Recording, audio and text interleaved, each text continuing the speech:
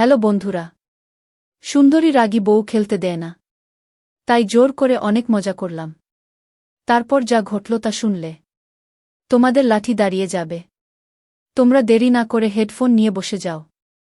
বন্ধুরা, বুঝতেই তো পারছো কেমন ইন্টারেস্টিং গল্প হতে যাচ্ছে।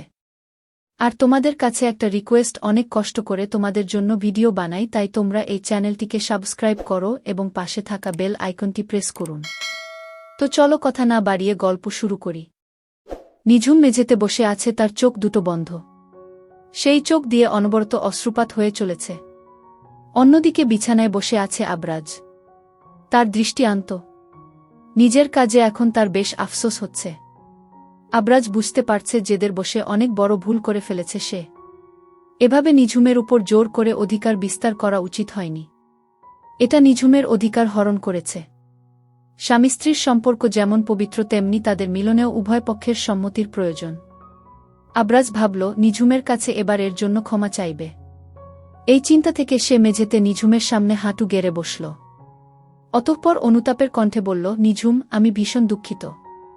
আমার উচিত হয়নি এভাবে তোমার ইচ্ছার বিরুদ্ধে গিয়ে। আমি স্বীকার করছি আমি ভুল করেছি। যাই হোক, আমরা বিষয়টা নিজেদের মধ্যে মিটমাট করে নিতে পারি। নিঝুম এবার চোখ খুলে। তার চোখ একদম রক্তিম বর্ণ ধারণ করেছে। রাগে ক্ষোভে সে আবরাজকে ধাক্কা দেয় যাতে আবরাজ পড়ে যায়। আবরাজ অবাক চোখে নিঝুমের দিকে তাকায়। নিঝুম গর্জে উঠে বলে, ভুল? এটা আপনার ভুল। আপনি যা করেছেন তা কতটা জঘন্য আপনি জানেন? আপনি আমার ইচ্ছার বিরুদ্ধে আমায়। নিঝুম ডুকরে কেঁদে ওঠে। আবরাজ বলে, প্লিজ তুমি এভাবে কেঁদো না। বিষয়টাকে আর কঠিন করে তুলো না আমার জন্য। নিঝুম উঠে দাঁড়ায়। চোখের জল মুছে বলে, অনেক সহ্য করেছি আমি, আর না। একে তো আপনি আমার সাথে প্রতারণা করেছেন, তার উপর আপনি আমার ইচ্ছার বিরুদ্ধে জোরপূর্বক আমার সাথে শারীরিক সম্পর্ক করেছেন। এটা হতে পারে যে আপনি আমার স্বামী, কিন্তু শারীরিক সম্পর্কের ক্ষেত্রে উভয় পক্ষের সম্মতি প্রয়োজন। তার থেকে বড় কথা, আমাদের সম্পর্ক তো আর 4-5টা দম্পতির মতো নয়। আমাদের সম্পর্কটা কেমন সেটা আপনিও জানেন। তবু আপনি কিভাবে এত নীচ একটা কাজ করলেন? আবরাজ বলে, আমি সবকিছু ঠিক করে দেব। আমি তোমার সাথে সংসার করতে চাই নিঝুম। আমরা চাইলেই আমাদের সম্পর্কটা ঠিক করে নিতে পারি। গিয়ে এত কিছুর পর আপনি কোনো মুখে এসব কথা বলছেন? আমার ইচ্ছার বিরুদ্ধে, আমার আত্মসম্মানকে আঘাত করে আপনি এখন এই কথা বলতে পারেন না। আপনি আজ যা করলেন তার চরম মূল্য আপনাকে দিতে হবে। কি ভেবেছেন এসব করে আমায় আটকে রাখবেন? পারবেন না। আমি এখনই এখান থেকে চলে যাব। আপনার সাথে আর 1 সেকেন্ডও থাকার ইচ্ছা নেই আমার। বলে নিঝুম যাওয়ার জন্য পা বাড়াতেই আবরাজ তার পথ আটকে দাঁড়াল। বলে উঠল, আমি তোমাকে কিছুতেই যেতে দেব না। আমার সামনে থেকে সরে দাঁড়ান। আমাকে আটকানোর আপনি কেউ নন। নিঝুম, চোখ রাঙাবেন না। আপনার এই চোখ রাঙানিতে আমি ভয় পাই না। আবরাজ নিঝুমকে শক্ত করে ধরে বলল, আমাকে আরও খারাপ হতে বাধ্য করো না। এর থেকে বেশি আর কত খারাপ হবেন আপনি? খারাপের আর কি বাকি রেখেছেনটা কি আপনি? দেখতে চাও আমার আরও খারাপ রূপ? আমি চাইলে দেখাতেই পারি। নিঝুম বলে, এভাবে আমার ইচ্ছার বিরুদ্ধে আপনি আমার সাথে এত অন্যায় করতে পারেন না। আমি কি পারি আর কি পারি না সেই ব্যাপারে তোমার কোনো ধারণা নেই। ভুলে যেও না, তোমার পাসপোর্ট ভিসা সব আমার জিম্মায়। এখান থেকে বেরিয়ে যাওয়ার কোনো জায়গা পাবে না। আর যদি এরপরেও বেশি বাড়াবাড়ির চেষ্টা করো তো কি করবেন আপনি?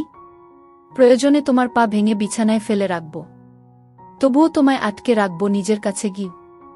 ব্যাস, ওটাই তো পারেন আপনি। আমার দুর্বলতার সুযোগ নিয়ে আমায় আঘাত দেয়া, এটাই আপনার কাজ।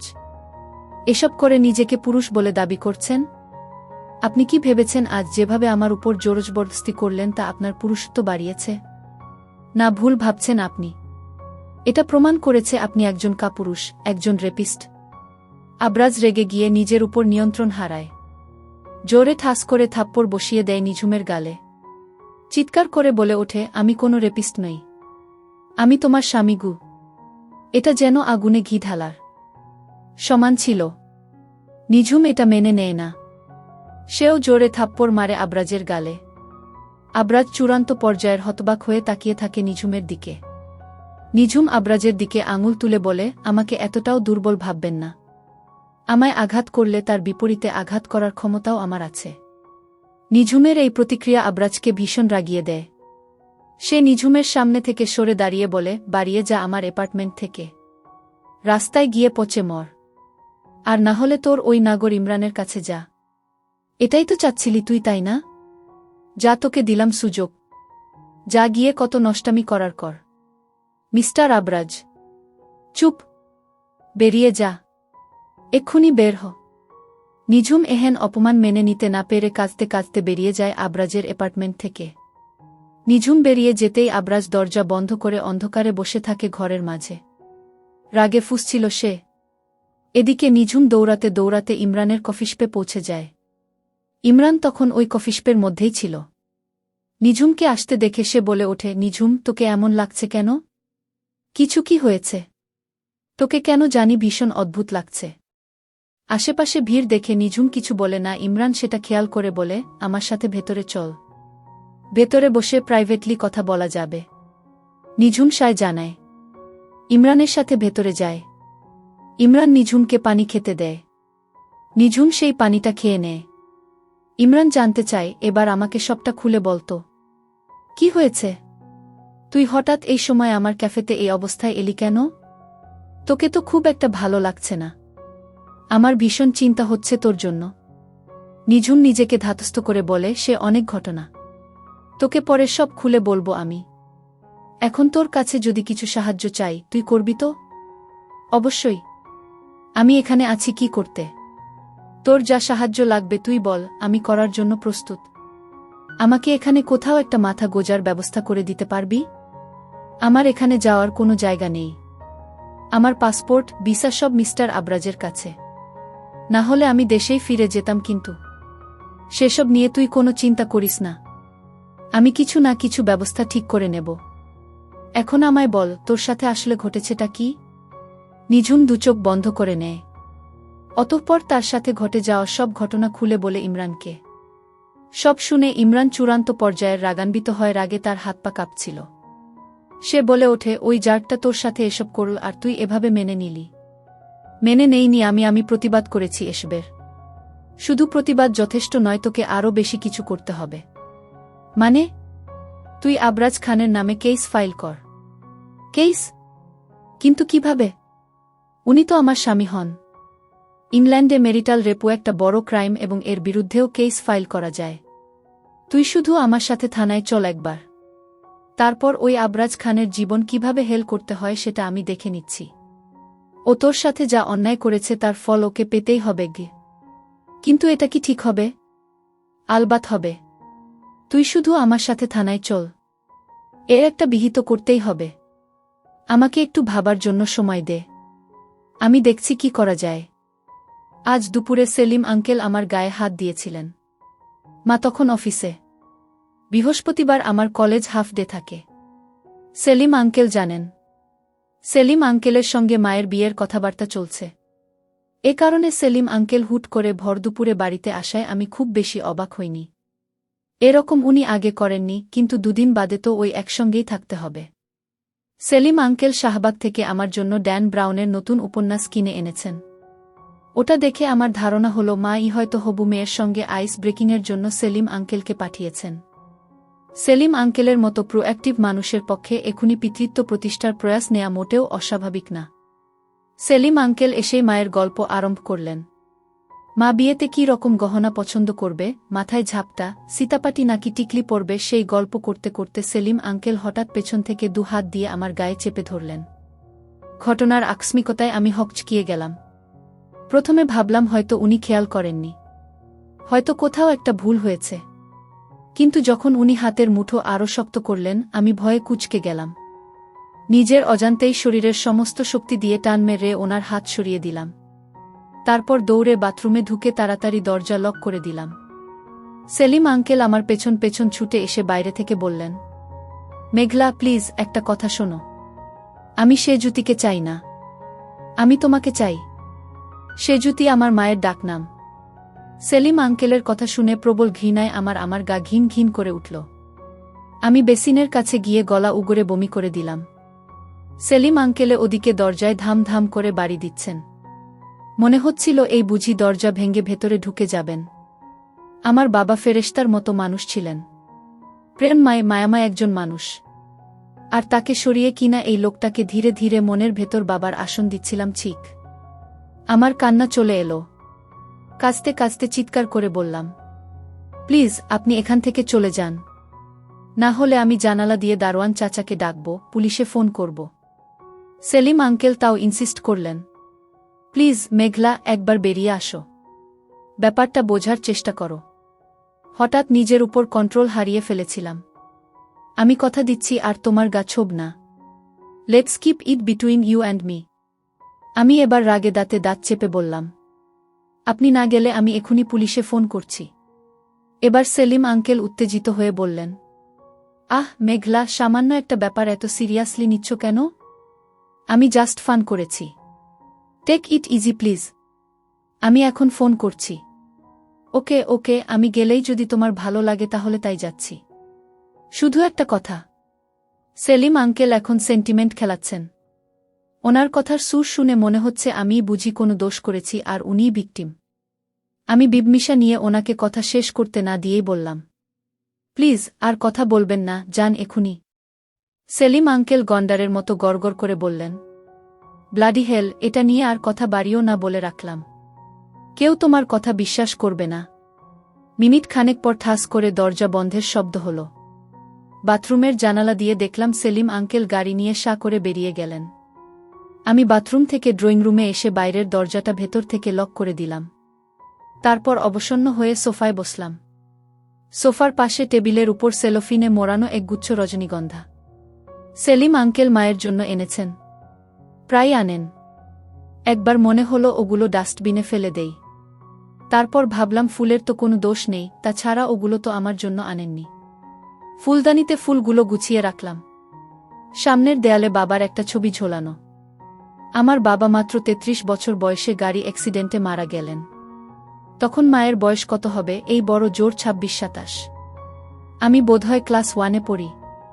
মা প্রথম প্রথম কেমন পাগলের মতো হয়ে গিয়েছিল, আর বিয়ে থা করেনি।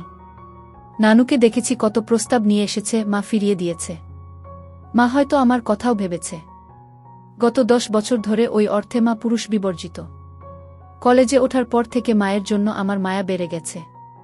আমি আস্তে আস্তে মায়ের স্যাক্রিফাইসটা বুঝতে শিখেছি। মায়ের সঙ্গে প্রায় ঘ্যানো শুরু করেছি মা যেন আরেকটা বিয়ে করে। আমি নিজেও তো বড় হয়ে যাচ্ছি। এক সময় হয়তো আমারও ঘর সংসার হবে। মা কারো গলগ্রহ হয়ে থাকবার মানুষ না। তাহলে বাকি জীবনটা মা কি করবে? একা একাই কাটাবে। সেলিম আঙ্কেল মায়ের আগের অফিসের কলিগ, ডিভোর্সি। অনেকদিন ধরে নাছোড়বান্দার মতো মায়ের পিছে লেগে আছে তো লেগেই আছে। শেষমেশ অনেক জড়াজড়ির পর মা ওনাকে বিয়ে করতে রাজি হয়েছে।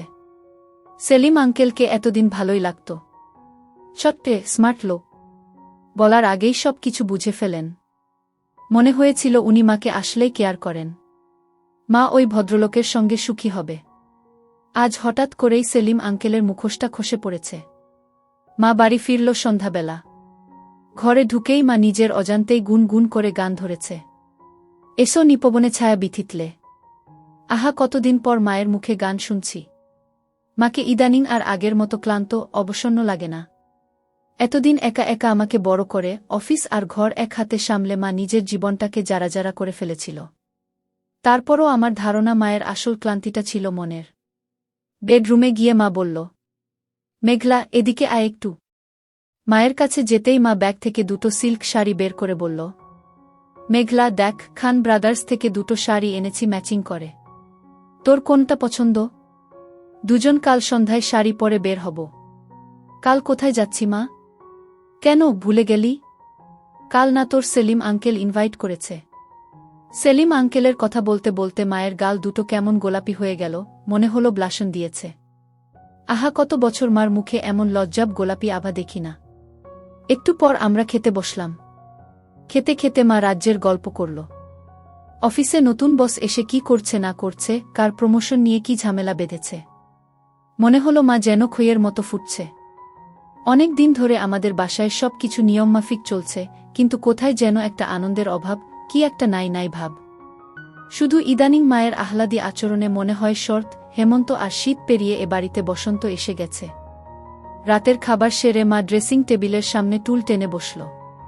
একটা কাঠের চিরুনি দিয়ে চুল আঁচড়াতে আঁচড়াতে আমার দিকে ফিরে বলল, এই মেঘলা, তুই তো খেয়ালই করিস না। কি মা? আমার সবগুলো চুলের আগা ফেটে কেমন দুভাগ হয়ে গেছে। আমি কাছে গিয়ে মার চুলে হাত দিয়ে বললাম, তাই তো মা, তুমি নিজেও তো নিজের খেয়াল করো না। মা মহা উৎসাহ নিয়ে বলল, এখন থেকে করব। ক্যাস্টর অয়েল কিনতে হবে। তুই এক কাজ করে আপাতত কেচি দিয়ে চুলগুলো আধ ইঞ্চি কিংবা 1 ইঞ্চি ছোট করে কেটে দে।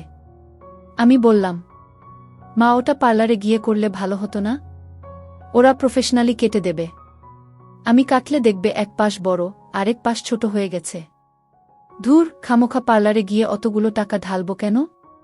এই ধর কেচি, তুই কাট, একটু সাবধানে কাটিস। আমি মায়ের চুল পিঠের পেছনে সমান করে বিছিয়ে খুব সাবধানে কেচি দিয়ে কাটছি। মা আয়নায় নিজেকে দেখছে আর গুন গুন করে গাইছে, এসো এসো আমার ঘরে, এসো আমার ঘরে, বাহির হয়ে এসো তুমি যে আছ অন্তরে, স্বপনদুয়ার খুলে এসো অরুণালোকে, মুগ্ধ এ চোখে। এতগুলো বছর পর মা আবার স্বপ্ন দেখা আরম্ভ করেছে। মাকে আমি কিভাবে বলি সেলিম আঙ্কেলের ঘটনা? রেজিস্ট্রি পেপারে সাইন করার সময় নামটাতে আমি ভালো করে চোখ বুলালাম। নাম সাবিহা ফেরদৌসী। গুটি গুটি অক্ষরে বাঁকানো হাতের লিখা। আমার হৃদয় তখন লক্ষ কোটি গুণে কাগুপো ছিল। গলা শুকিয়ে বুক ব্যথার মতো করছিল। বাবার উপর রাগে আমি অস্থির হয়ে নিজের রুমে এসে বসলাম। ঘরে এসে দেখি খুবই অপ্রস্তুতভাবে সাবিহা দাঁড়িয়ে। সাবিহাকে আমি যখন দেখি আমার চক্ষু ছানা বড়া। বুকের ভেতর প্রচণ্ড ধাক্কা লাগল। নিজেকে সামলে নিয়ে বিছানায় বসলাম। বাবার কথাই ঠিক। সাবিহা দাদুমার ইয়াং কপি। আমি তো মুখ ফসকে বলেই ফেললাম, দাদুমা টু। সাবিহা মেরুন জর্জেটের একটা শাড়ি পরে আছে। ড্রেসিং টেবিলের টুলটাতে আমার সামনে গুটিসুটি মেরে বসল। কাপা গলায় বলল, আমার পড়াশোনার খরচটা শুধু দিয়ে দিয়েন আপাতত। কোনো কোম্পানিতে ঢুকতে পারলেই আমি শোধ দিয়ে দিব। আমি জানি এই বিয়েটা আপনার কাছে কোনো বিয়ে নয়, হয়তো আমার কাছেও নয়, তবুও it's a chance for me, boundary chance. আমি কি কাছে আসব আপনার? এক নিঃশ্বাসে কথাগুলো বলেই সাবিহা শাড়ির আঁচলটা আরও গায়ে টেনে ধরল। ওর কথা আমি ঠিক শুনলাম না। আমার চোখ ধাঁধিয়ে গেছে ততক্ষণে। আমি অপলক দৃষ্টিতে তাকিয়ে রইলাম। একটু ভাঙ্গা চেহারায় কোনো মেকআপ ছাড়া, সেন্টার সিথি করে সাদামাটা চুল আঁচড়ানো। পেছনে একটা হাত খোপা করে তাতে ঘোমটা আটকে দেওয়া হয়েছে। গলায় কানে ভারী স্বর্ণের একগাদা গহনা। কানের দুলটাও ঠিক নেই, টুইস্টেড। ফর্সা চিকন হাতে কালো বেল্টের ছোট্ট ডায়ালের ঘড়ি। তার আশেপাশে অনেক গাছি চুড়ি। পাতলা জর্জেটের ফাঁকে পুরো শরীর দেখা যাচ্ছে। তাড়াহুড়ো করে শাড়ি পরা হয়তো, এজন্য কয়েক জায়গায় খুলে খুলে আছে। ড্রেসিং টেবিলের দিকে পিঠ করে বসা। আয়নায় স্পষ্ট দেখা যাচ্ছে পিঠের দিকে ব্লাউজের একদম টপ হুকটা খুলে আছে। আঁচল তাতে আটকে গিয়ে আছে। সাবিহা নার্ভাস ভঙ্গিতে একবার পিঠে হাত দিল, আবার নিরুপায় নামিয়ে আনল। 16 ডিগ্রি টেম্পারেচারেও বেচারি ঘেমে চুপসে গেছে। কপাল দিয়ে গাল গড়িয়ে ঘামের বন্যা। একটু এলোমেলো সাজগোজের, একটু নার্ভাস আর বড্ড সাদামাটা। বড় বড় চোখের সেই অনিন্দ সুন্দরী সাবিহাকে দেখে বাবার হাতে খাওয়া সারা জীবনের কানুমলা আমার সার্থক মনে হল। সারা জীবন নিষ্ঠুর ভেবে আসা বাবাকে আজ বড় ভালো লাগল। আমার সদ্য হুট করে পাওয়া বুকে দেখে আমি বাবাকে মনে মনে ধন্যবাদ দিতে থাকলাম। আচ্ছা, দাদুমা কি এত ফর্সা ছিলেন? না, অতটাও না। আমার তাকানোতে সাবিহা আরও বিব্রত হয়ে বলল, আপনি ব্রেকফাস্ট করেই তো চলে যাবেন। পরীক্ষা আছে নাকি? এখনও তো সময় আছে, আমি কি বিছানায় আসব? কথাটা বলেই সাবিহা ফ্লোরে বসে পড়ল। ভয়ে যেন সে কুঁকড়ে যাচ্ছিল। মনে হচ্ছিল ফাঁসির দণ্ডে দণ্ডিত হয়ে আছে সে, কেবল আমিই তাকে মওকুফ করতে পারি, একমাত্র আমি। তার বোধহয় ধারণাই ছিল বিয়ে করলেই কাছে আসার কথা বলতে হয়, এই যেমন বাড়িতে আসা অতিথিকে আমরা চা কফি অফার করি সেরকম বিয়ের রাতেও বরকে অফার করা। মেয়েদের ব্যাপারে আমি সবসময় সাবলীল। সাবিহার নার্ভাস ভঙ্গিতে বুঝতে পারছিলাম কথাগুলো ও শুধু বলার জন্যই বলছে। ভেতরে ভেতরে ও আসলে ভাবলেশহীন। এমনকি ভালো করে আমার দিকে তাকাচ্ছিলও না। আমি এগিয়ে গিয়ে সাবিহার হাত ধরে টেনে তুলে নিয়ে বললাম, পানি খাবেন? সাবিহা মাথা নাড়ল। তারপর এক গ্লাস পানি এগিয়ে দিয়ে বললাম, আপনার কেমিস্ট্রিতে পানির সংকেত জেন কি? H2O, তাই না? এই এক গ্লাস H2O এক্ষুনি শেষ করুন। সাবিহা নিমেষেই একবারে পুরো পানিটা ঢকঢক করে খেয়ে নিল। হাঁপাতে হাঁপাতে বলল, আপনি অত নামিদামি মানুষ, আপনার বাবাও। আমার একটু আর্থিক সাহায্য ছাড়া কিন্তু কিছু চাওয়ার ছিল না। টাকা পয়সার ব্যাপারে অফিস খুব ঝামেলা করছিল। হসপিটালের বিলটা আমি আমার 2 টিচার থেকে ধার নিয়ে দিয়েছিলাম। একটু তাড়াতাড়ি যাতে অফিস থেকে বাবার পেনশনের টাকাটা পেয়ে যাই, এই জন্যই আপনার বাবার কাছে এসেছিলাম। আপনার বাবাই জোর করে বিয়ে দিয়ে দিলেন। আপনি আমায় ভুল বুঝছেন না তো? এই এত কথার মাঝে আমি স্পষ্ট বুঝতে পারছিলাম সাবিহা ভয় পাচ্ছে, খুব ভয় পাচ্ছে। সাবিহাকে ধরে আমি সোজা দাঁড় করিয়ে দিলাম। পিছন ঘুরিয়ে ব্লাউজের হুকটা ঠিক করে আটকে দিয়ে শাড়ির আঁচল ঠিক করে দিলাম। আপনার মা তো বোধহয় আমাদের বাসায়, তাই না? সাবিহা চুপচাপ হ্যাঁ সূচক মাথা নাড়ল। আমায় পরিচয় করিয়ে দিবেন না? না, না থাক, লাগবে না। আপনি এত ব্যস্ত মানুষ। মা আছেন তো? ঠিক আছেন। আবার মা কেন? লজ্জায় সাবিহা যেন এতটুকু হয়ে যাচ্ছিল। আমি তাকে বিয়ে করেছি এই অপরাধ বোধে তার সব মিশে একাকার। আমি হেসে দরজা খুললাম। আপনার মায়ের সাথে কথা বলে নিই আগে। নিজের মেয়ের জামাইকে পরে দেখা যাবে, চিনতেই পারছেন না। কি হলো? চলুন। সাবিহা অত্যন্ত বিনীতভাবে বলল, আপনার আসতে হবে না। আমি মাকে ডেকে নিয়ে আসছি। আপনি বসুন। বলতে বলতে প্রায় দৌড়ে চলে গেল এবং প্রায় সঙ্গেই সঙ্গেই মায়ের হাত ধরে ছুটে এলো। আমি সাবিহার মায়ের সাথে কথা বললাম। কথা বলবার সময় লক্ষ্য করলাম সাবিহা লজ্জায় যেন মিশে যাচ্ছিল। মা চলে যেতেই সাবিহা আবারও ধরা গলায় বলল, মা আপনাকে ভয়ে সালামি দেননি। অত কম টাকা? আপনি কত বড় লোক মানুষ। সাবিহার কথা শেষ হবার আগেই আমি দরজা বন্ধ করে দিলাম। সাবিহা ইচ্ছে করেই যেন আবার ফ্লোরে বসল। আমি ওর কাছে গিয়ে ফ্লোরেই বসলাম। সাবিহা সরে বসল একটু, আমিও আরও সরে বসলাম। এবার সাবিহা সরতে গেলে হাত চেপে ধরে বললাম, এই এখানটায় পাশে বসুন আমার। সাবিহা অবাক চোখে তাকালো আমার দিকে। দিশেহারা ভাবে বলল, ফরিদপুর থেকে সারাদিন জার্নি করে এসেছি। ঘামের গন্ধ টন্ধ যদি লাগে আপনার। আমি আসলে জানতাম না তো বিয়ে। এখানে এসেই শুনলাম বিয়ের ব্যাপারে। আপনার সাথে এক ঘরে দেওয়া হবে বুঝিনি। চোখে মুখে তার রাজ্যের অসহায়ত্ব। আমি হেসে ফেললাম। সাবিহার মুখটা তুলে ধরে নিয়ে আমার দিকে ফেরালাম। আমার কি যে হলো তখন? সাবিহা শক্ত হয়ে আছে। আমি শক্ত করে ধরে ওকে। এতে যেন ও আরও জমে গেল ভয়ে। যেন একটা দিতেই সাবিহা ঘেয়েও মাগো ই বলে চিৎকার দিয়ে স্টান দাঁড়িয়ে গেল। থরথর করে কাঁপছে ও। আমি হাতটা ধরে টানতেই কেঁদে ফেলল। আমি গভীর আকুলতায় জড়িয়ে ধরলাম। ফিসফিস করে বললাম, সরি। ভয় পাওয়ার তো কিছু নেই। চুলের খোপাটা খুলে দিতেই সে কেঁপে উঠল ভীষণ। আমি আদরে ভালোবাসায় চুলে আঙুল বুলিয়ে বললাম, আমি তোমার সাথেরই একজন। এত কেন ভয় পাচ্ছ? তুমি আমাকে সব বলতে পারো তো। এখনই শিওর না হলে বলো। সাবিহা তাও নিঃশব্দ। ব্যাকুল হয়ে কাঁদছে সে। মেয়েদের কাছে কোনো কালেই আমার জড়তা ছিল না। খাবার মতো একটা নরমাল ব্যাপারে কোনো মেয়ে যে ভয় পায় তা আমি জানতাম না। আমার ক্ষেত্রে মেয়েরা বরং বেশি আগ্রহী। কিন্তু সেদিন সাবিহার অনুভূতিহীন পাথর শরীর দেখে আমি থমকে গিয়েছিলাম। পরক্ষণেই নিজেকে সামলে নিয়ে আমি বাথরুমে চলে এলাম। বাথরুম থেকে বেরিয়ে দেখি সাবিহা ঠিক আগের জায়গাতেই দাঁড়িয়ে। পিঠময় খোলা চুল, আঁচল গড়িয়ে মাটিতে। কাঁদতে কাঁদতে গালমায় কাজল লেপটে গেছে। শাড়ির সব কুচি মুঠো করে ধরে দাঁড়িয়ে। আমি অবাক হয়ে বললাম, তুমি দাঁড়িয়ে যে? কি হয়েছে? আপনি তো যেতে বলেননি। চলে যাব? আমার নিজের উপর প্রচণ্ড রাগ হল। শত শত মেয়ের হার্টথ্রোব আমি, অথচ যাকে কিনা আমি বিয়ে করে এক দেখায় প্রেমে পড়ে গেলাম, আদর করতে চাইলাম, সে কিনা আমায় জমের মতো ভয় পাচ্ছে। এর কারণ কি? আমি কি ডাকাত, দস্যু? একটু ধমকের স্বরেই বললাম, নিজের বুদ্ধি বলতে কি কিছু নেই? যেতে বলিনি বলে রয়ে যেতে হবে? সাবিহা খোরানোর ভঙ্গিতে বেরিয়ে যেতে লাগল। ওরকম হাঁটছ কেন?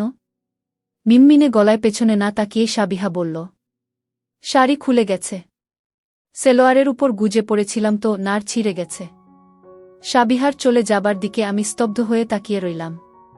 একটা মেয়ে কত অবলীলায় তার সব লজ্জা আর সত্যগুলো বলতে পারে, সেদিন সাবিহাকে না দেখলে আমি বুঝতে পারতাম না। তারপরের ঘটনাগুলো আমার জীবনে একদম অন্যরকম। আমার সমস্ত জুড়ে যেন সাবিহা নামক মেয়েটা ঢুকে পড়ল। আমার সব আধুনিকা বান্ধবীকে অসহ্য লাগতে লাগল। এতদিন পরে এসে মনে হলো আমার মন আসলে এইরকম খুব সাধারণ কাউকে বিশেষ করে চাইছিল। আমার স্ট্যাটাস, আমার জগতে ওরকম কাউকে আমি এলাও করিনি। কিন্তু এরকম কেউই তো আমার চাওয়া ছিল, যেটা আমি আমার অজানা ব্যক্তিত্ববোধে ভাবতেই পারিনি। কিন্তু সাবিহার ক্ষেত্রে ব্যাপারটা বেশ ভিন্ন। বিয়ের পর সে নিজে থেকে আমায় কখনোই ফোন করত না। আমি ফোন করলে হা জবাব দিত। দেখা করতে চাইত না। বিয়ের রাতের পর কয়েক মাস পেরিয়ে গেলেও আমাদের দেখা হলো না। আমিও বলতাম না। আমি কেন ছোট হব? যে আমার পেছনে সুপার মডেল গার্লরা ডেটে যাওয়ার জন্য সেধে মরছে, সুতরাং আমি কেন? কিন্তু দিনে দিনে আমি যেন পাগল হয়ে যাচ্ছিলাম। এর মাঝে একদিন সাবিহা জানালো সে চাকরি পেয়েছে, পরের মাস থেকে তার আর টাকা চাই না। আমি তখন বিসিএসের জন্য পড়ছি। এর মাঝে গানের বেশ ব্যস্ততা। সব মিলিয়ে এত চাপে ছিলাম যে সাবিহার কথায় রেগে গিয়ে বললাম, কেন চাই না? টাকা কি আমি কম দিচ্ছি? নাকি টাইমলি পাঠাতে পারি না বলে? তোমার কেন টাকা চাই না? টাকার জন্যই তো বিয়ে করেছিলে। আর কিছুই তো তোমার চাই না। আমাকেও তুমি চাও না। সংসার চাও না। এখন কেন বলছো টাকাও চাও না? আমার জীবন শেষ করে দিয়ে বলছো টাকাও চাই না। সাবিহা কাঁদতে কাঁদতে ফোন রেখে দিল। সপ্তাহ পার হয়ে গেল। সাবিহার কোনো ফোন কল নেই, খবর নেই। বাধ্য হয়ে বাবাকে বললাম সাবিহাকে বাসায় আসতে বলতে। বাবা জানালেন ওর এক্সাম চলছে, পরে আসবে। রাগে আমার মাথা যেন কাজ করছিল না। আমি মেসেজ করে পাঠালাম, পরীক্ষার জন্য আসলে না তো? বেশ, আর কখনো আসতেও হবে না। পরীক্ষা দিয়ে কোনো চুল ছিঁড়ো দেখব আমি। I will finish you. Reply এলো, কেন আসব? দরকার আছে আপনার? আমার ভেতরটা ভেঙে গেল। লিখলাম, আসো, কাজ আছে গু। পরের দিনই বাবা ফোন করলেন। বললেন সাবিহা এসেছে। আমি যাতে বাসায় যাই। লজ্জায় আমার মাথা কাটা যায় অবস্থা। বাবাকে রাগ দেখিয়ে বললাম, আমি আসতে পারবো না। ছুটি নেই। সাবিহাকে চলে যেতে বলো। কিন্তু ঠিকই রাতের ট্রেনেই বাসায় রওনা হলাম। এর মাঝে সাবিহা ছোট্ট মেসেজ করল, পরীক্ষা ফেলে এসেছি তো, দুদিন থেকেই চলে যাব। টেক্সট পড়ে আমি মনে মনে হাসলাম। দুদিন কেন সোনা? তোমায় আমি কেমন আটকাচ্ছি দেখো না। বাসায় গিয়ে আমি পুরোদমে সাবিহাকে ইগনোর করতে লাগলাম। সাবিহা বোধহয় ইগনোরের ব্যাপারটা একদম বুঝতে পারল না। সে খুব স্বাভাবিকভাবেই আমার যত্নপাতি করতে লাগল। এমনকি রাতে খাবার পরে আমি যে একটা ব্ল্যাক কফি খাই, সেটাও অত্যন্ত যত্ন করে ট্রেতে সাজিয়ে নিয়ে এলো। ঘরে এসে সাবিহা দরজা বন্ধ করে প্রথম যে কথাটা বলল তা হল, সামনের মাস থেকে আমি 25,000 টাকা করে পাব। আমি যদি কিছু টাকা আপনাকে পাঠাই তাহলে কেমন হয়? নাকি একসাথে জমিয়ে দিব? আমি জবাব দিলাম না। জানালা খুলে দিই? বাইরে ভীষণ বাতাস হচ্ছে। বলতে বলতে সাবিহা গিয়ে জানালা খুলে আরাম করে দাঁড়াল। আমি বিমর্ষ গলায় বললাম, আমার একার কফি যে, তুমি খাবে না? সাবিহা না সূচক মাথা নেড়ে হাসল। বাইরে তাকিয়ে বলল, আমি অনেক টাকা নিয়ে ফেলেছি আপনার থেকে। কোথায় যে খরচ করলাম এত টাকা? আসলে সংসার একটা রাক্ষসের নাম। ফ্যামিলির খাওয়া দাওয়ায় সব শেষ। আমি দীর্ঘশ্বাস ফেললাম। মেয়েটার কাঁধে যেন রাজ্যের বোঝা। সাবিহা কেন এরকম? তার কি আমাকে পছন্দ নয়? নাকি আমার বাবা সেধে বিয়ে করিয়েছেন বলে এত দাম? কি চায় সে? আমার রেজাল্ট তেমন ভালো হবে না। আসলে জবের পাশাপাশি পড়ছি তো, ল্যাব ঠিকমতো করতে পারছি না এজন্য। আপনি রাগ করবেন না তো? স্যার অবশ্য বলেছেন বিসিএসটা করতেই হবে। আমি চেষ্টা করছি। কোচিং জয়েন করেছি। সন্ধ্যা 7টায় ক্লাস করি। আমি হতাশ হয়ে দীর্ঘশ্বাস ফেললাম। তার পড়াশোনার ফিরিস্তি শুনতে আমি এসেছি? এই মেয়েকে কাছে পাওয়ার জন্য আমি এমন ছুটে এসেছি? এই জন্য? আমি হেসে বললাম, তোমার কি আমাকে পছন্দ নয়? কেন নয়? সাবিহা পুরো প্রসঙ্গটা বদলে নিয়েই বলল, আমি কি আপনার সাথে এই বিছানায় ঘুমোব? আমি আশ্চর্য হয়ে বললাম। এতে জিজ্ঞেস করার কি আছে? কোন পাশে? কোন বালিশটা নিব? আমার চুল কি বেনি করে নিব নাকি খোলা রাখব? আমি হতাশ চোখে সাবিহার দিকে তাকিয়ে রইলাম। গা হলুদ রঙের পিওর কটনের একটা জামার সঙ্গে লতানো ফুলের কাজের একটা সবুজ জর্জেট ওড়না গায়ে পড়ে। চুলের কয়েকগাছি সাইড সিথি করে ছোট্ট পাঞ্চ ক্লিপে আটকানো। ডান পাশের ঘাড় গড়িয়ে কয়েকগাছি চুল সামনে। কানে সাদা মুক্তোর লম্বা দুল। নাকের উপর ঘামের বিন্দু চকচক করছে। এত স্নিগ্ধ কি আসলেই কারো মুখ হয়? সাবিহা একমনে মাথা নিচু করে তাকিয়ে টেবিলে নখ ঘষছে। আমি হালকা গলা ঝাড়ি দিয়ে বললাম, তুমি কি আমাকে ভয় পাও? সাবিহা জবাব দিল না। স্বামী স্ত্রী হয় বন্ধুর মতো। এতে কোনো ভাগাভাগি নেই, অনুমতির বালাই নেই, এখানে কেউ কারো অথরিটি নয়। জানো তো? সাবিহা তাও জবাব দিল না। আমি এত ব্যস্ততার মাঝেও যখন ভাবি তোমার মতো কেউ আমার সারা জীবনের বন্ধু, আমার মন ভালো হয়ে যায়। অথচ তুমি, why are you so uneasy? অন্য কাউকে ভালোবাসো? Are you in any affair? Sabiha রোবটের মতো হেঁটে এসে বিছানায় বসল। জোর গলায় বলল, আপনাকে ভয় করে আমার? সাধারণ কোনো ছেলে আমার স্বামী হলে ভালো হতো। আপনার জন্য আমি ঠিক নই। আমি সাবিহাকে জাপটে ধরলাম। ফিসফিস করে বললাম, আমি কি করলে তুমি বুঝবে তুমিই আমার জন্য সবথেকে বেশি ঠিক হয়েছ? কি করলে? বলেই আমি। সাবিহা জবাব দিল না। আমি ডাকলাম। আবার সাবিহা জবাব দিল না। পুরো নিথর সে। একই বেহুশ হয়ে গেছে নাকি? Hello Sabiha, hello. আমি স্পষ্ট বুঝতে পারলাম সাবিহা বেহুশ হবার ভান করে আছে, আমি তো চিন্তিত হবার ভান করলাম। একজন চিকিৎসক হিসেবে যা যা করার দরকার আমি করলাম। সাবিহাকে লম্বা করে বিছানায় শুইয়ে দিলাম। সে পুরো নিস্তেজ শুয়ে রাত কাটিয়ে দিল। আমার নির্ঘুম সারারাত কাটল বারান্দায় বসে। জীবনের সবথেকে কঠিন সময় মনে হচ্ছিল এটা।